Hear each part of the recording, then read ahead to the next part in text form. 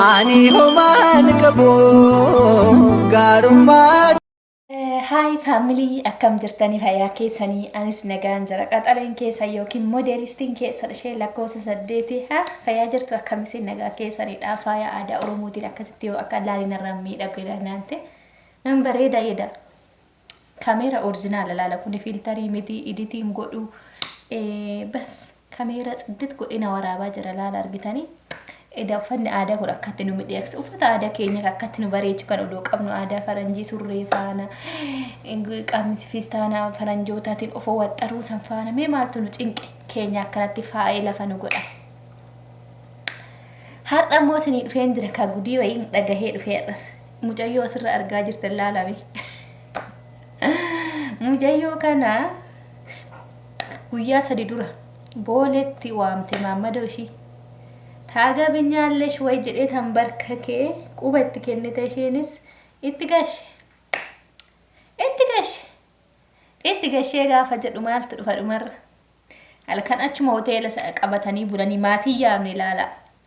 Shamarran keenya garuu asiyyoo isinitti himnu asiin gannattu.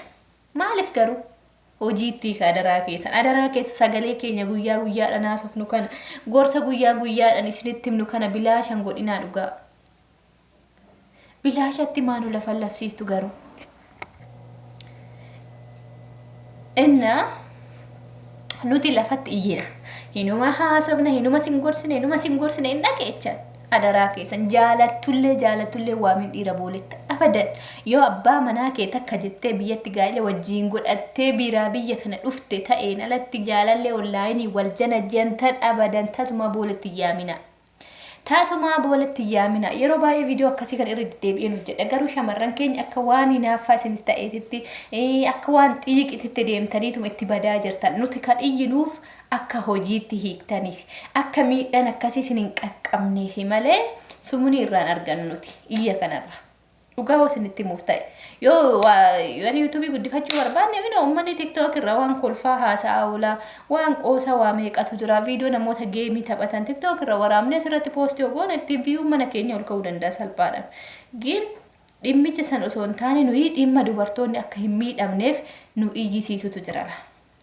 Akka isin hin miidhamneef sin qabne malee akka isin miidhamneef iyyina malee sumunii tan irraan argadhu yaa obboleettii kiyya. Video kana share godhe akkasi bira gahin. Ofii keetii bichaa laaltee biran darbii. Hiriyaa kee dubaraa kan gola madaam jirtutti ergi. Tarii ishiin jaalattee gara fuula dunduraatti biyya galuudhaaf waamuudhaaf karoora qabdi ta'uu danda'a. Kanaafuu an viidiyoo tokko gaafan dhaggeeffadhee sooshaal miidiyaa hawaasaa kanarraa yoo waa tokko caqase hiriyoota kiyya dubarootaatiif hiriyoota kiyya dhiiratiif illee nan ergaaf warra kana namoota wajjin haasa'uun jechaadha. Karaa keessa share itti godha viidiyoo tokko gaafan arge jechaadha. Namni tokko waan tokkotti miidhamee argeen jedhe ofii kooti laalee ofii kooti caqasee bira hin darbu. Kanaafuu isinillee viidiyoo kana akka dhaggeeffattaniin bira hin darbina. Hiriyaa keessan dubartii biyya galuudhaaf karoora qabdu. Hiriyaa keessan dubartii gola namaa keessatti galgalaaf ganama shunkurtiidhaan ibiddaan mana qulqulleessuudhaan gizee ho'aa gizee qorraa nyaata hojjechuudhaan xabbafamtee fuulli ishii bifa lama baasaa jiru obboleettii kee ishee biraan ga'e. Ofii keetti ilaalte kophuma kee nyaatte hin dhiisin. Kan biraati isaa dhaga'u viidiyoo kana yoo sin bira ga'e yoo laaltan nama hiriyaa keessaniif share godhaa viidiyoo kana jechaadha. Haa caqafattu. Yoo odoo caqafattu osoo dhageettu osoo argitu rakkoo kana ofii deemtee itti seente sana booddee nama hin gaddisiisu ka. Itti himnee gorsinee yoo abbaan dide jechaadha. Namni si gorsa hiriyaan firri sabni uummanni guutuun sin gorsa. Yeroo baay'ee gorsi akkatti ta'an malee dubartoonni keenya boolematti dhiira waamaa jirti kinoo. Inuma argaa jirra guyyaadhaan jilbiifateetuma. Aartee birrii 50 qubatti godhee abbee ergoo qabatee halkan biyya itti raraa bula. Ganama ishiin ka duwidii hojiin arabaa duwida kudeetu nachi waf jettee rafti quba ofiin qabdu ka'ee dhidhiqatee ka'i kaaffee deemna jedha. Kaaffee si affeeruun qaba jedhaan laalka birruma ishiitiin affeeruu deema si bar. Bakka ishiin birrii qabdi harkaa. Tole beenu jettiini wajjiin ka'anii deemanii dhidhiqatanii deemuu. Kaaffee ta'e dhaqanii nyaatanii dhuganii akka nama silkiin dawwalamee fi qoynan dhufa taa'e sumanna eegi jedhanii gadi jala garagaree hoteeluma qabatee bulasan keessa maal ishii godhe beektu meeshaa ishii xirigree godhee fudhatee deeme. Argitan laala.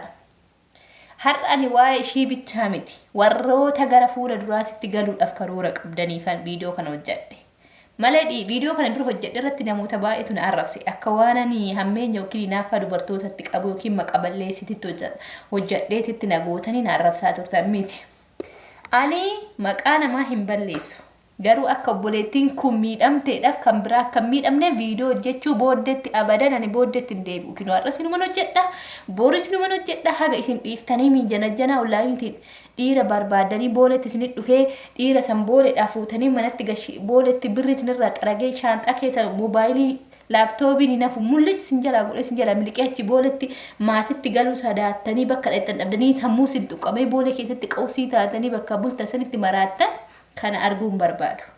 Sababa saniif deddeebiin viidiyoo hojjedha malee osoo akka arraba namoota tokkooti viidiyoon hojjedhu sila. Ani garuu odoon argu osoo ijji koo akkatti na laaltu osoo gurri koo na dhaga'u miidhaa obbolaata kiyyarra ga'u abadan hin fudhadhu. Kanaaf wadaraa keessa shamarran keenya viidiyoon kun akkasin qaqqabeen hiriyaa ta'e ishee godha. Kazaa micayyoo maal godhe mucaan? Ishii jetta ishiin muna kee dhugaa jirti giiftiin kee teeche birri isaa balleen kafalu ilaalame.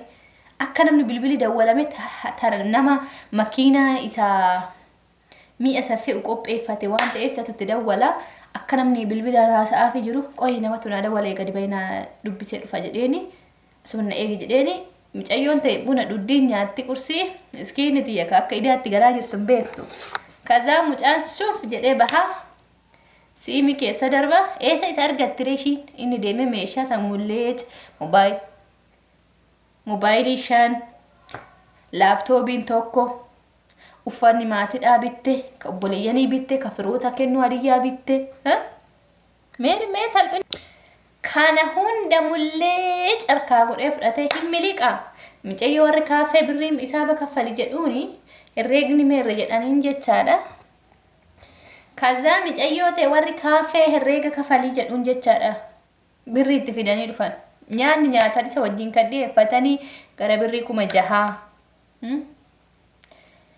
nyaata 6,000 nyaadheen kaffalaa jetta kaati nyaanni 6,000 irra dhufe ilaala bayyinatiin tokkichi birrii 15,000 ajajamee bunni akkasii mookaan akkasii asiirra juusii haynatan akka barmushati anaaf addaati kennaa addaa rabbi naasi kenne jedheeni abaabbalee wajjin nyaata ofiin garaa geeffatee dhumu nyaanni gizee ka'u kuun irratti dawwalee miseejii barreessee fi jechaadha. Kazaa irratti dawwalee kazaa irraa kaasee qoy bilbilan du'aasee ol deeba jedhee miliqe jala. Yoo inni miliqu isheen eessa rayxiree asiifachi oomni ol deebi ammasuma eegdi nyaachuu yoo fixuu dadhabde achuma akkana godhatti. Gaduma eegdi inni hin jiru hin dhufus. Kazaan umarra maaltu ishii mudate beekture hisaaba jedhanii waraqaa faaturatti fidan birrii 6,000 irra dhufe 6,000 kana isaa fiddee kafalte waan harkaa qabdu mana dhiistee baate mul'icci godhee inni jalaa miliqe eessa hiddire qoy abbaan manaa ol deebi'a isatu kaffalaa jettee nama warra isaa achiitiin nu herreega cufuu barbaana dafi jedhanii ni muddu jechaadha warri hoteela keessa muddaa jiru Ishaan ta'echuma quuquu jetti iji gaduma eedi turte sa'a tokko gaafa turan galmeen cufamee jira ka meeshaa dhiqi jedhani. Salphinni akkanaa kana argitanii beektu garuu salphinni akkanaa kana akkasii muudanneef yeroo baay'ee deddeebinee viidiyoo hojjechaa turre. Of eegaa maaloo jenna amma sinuma itti deemaa jirtan dukkanatti kanaafuu viidiyoo kana sheerii walii godha. Kazaa micayyoo ta'e qodaa dhiqaa ooltee agal kan qixxee qodaa dhiqaa ooltee achi booddee wayii sada ittime irratti bilbilli isaa cufamee hin jiru inni miliqe. Mucaa kan onlaayiniin barte isaan beeytu maatii isaan beeytu fira isaan beeytu nama argee bulaa kee jedhee wal barsiisee jira sanatti bilbiltu jara bilbila irraan kaasan maal keenyootti maal isin beeynuudhaniin. Nama bakkee barsiise waan ta'eef firoo hin barsiifne. Isa sin beeynu nutti hin dawwaliin jedhu. Gaafa sanuyyoo yookiin gaafa jalqaba barsiisu sanuyyoo bilbila ofiitiin dubbisiisaa mallaqa waa kafalee fi dubbisiisaa waan ta'eef fira orijinaalii hin barsiisu.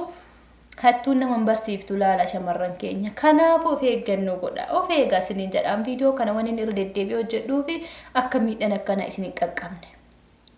Walii sheer godha viidiyoo. Ati bichaan laaltee biran darbiin hiriyaa ta'e obboleetti kee gaafa miidhaa akkasii irra ga'u dhugaan akka waan obboleetti kootti natti dhagame. Maaliif natti dhagame? Tarii gorsa namoota kana miidiyaan hordoftu ta'itti hojiin itti baay'atu ta'a itti duratti kan hin jedhu yaade ke garuu dhaggeeffattanii simbira ga'ee viidiyoon akkana nama mana madaami kan yeroo baay'ee miidiyaaran seenne kan bilbila bichaadha wal argattan itti sheer godhaa caqasu gorsa akkanaa caqasu dhiira waan janjananiif jechuudha yeroo ammaa kana immoo shamar biyya arabaa barbaadanii janajjanu lafan buusan jechaadha kanaaf wadaraa keessan itti fayyadamaa viidiyoo kana sheer walii godhaati gorsa kana itti fayyadama miidhamuu keessan hin barbaannu innaa waan dhaggeeffataniif galatooma obboleetti keenya dhumarra maal akka ishiin taate isinitti moo haadhiisu dhugaa waan taatu dhabdee booleetti bo'aa jirti kinoo boolee jedha bakka abbeergo booleedha bahaniiru bakka halgaa sanii bahanii jiru booleedha bahanii halgaa qabatanii jiru bakka ishiin itti bo'aa jirtu hoteela keessatti namatu waraabee viidiyoo ishii naa erge keessan garuu an suura ishii maxxansu maatii ishiitiifis ishiidhaafis gaarii hin ta'u suurayyuu gizee booleetti itti godhu bichaa kan naa ergame malee gizee ishiin achitti hoteelatti boottu akkana waan akkanaati ijoolleedhaaf sheerii godhi hoteela san keessatti kinoo mana san qulqulleessaa jirti amma mindaa ji'aa kaffalaafii jiranii ji'aan birrii kuma takkaan hojjechaa jirti laala eessa dhaqxiree maatitti galuu qaaneffatte garuu waan fedhe ta'a malee maatiin kiyya garuu waan fedhe sa'unan jibbanii ittuma cabsaa maatii keessanitti galaamochi keessa achi hin taa'ina maatii keessan ujaan argaa kanaaf wadaraa keessan of eeggannoo godha ganaa qacaramtanii hoteela biraa